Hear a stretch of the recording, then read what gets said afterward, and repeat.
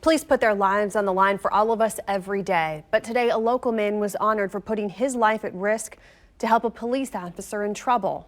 KCTV5's Amy Anderson has his story.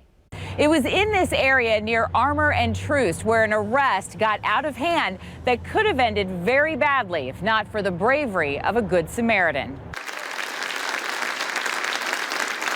By any standards, applause was warranted for Blake Appleberry.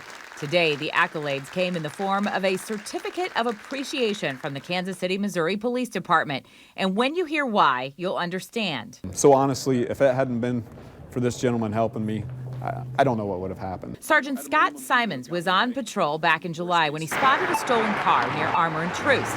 He radioed for backup as soon as he realized there were two people in the car, but his suspect walked out of the store before backup arrived.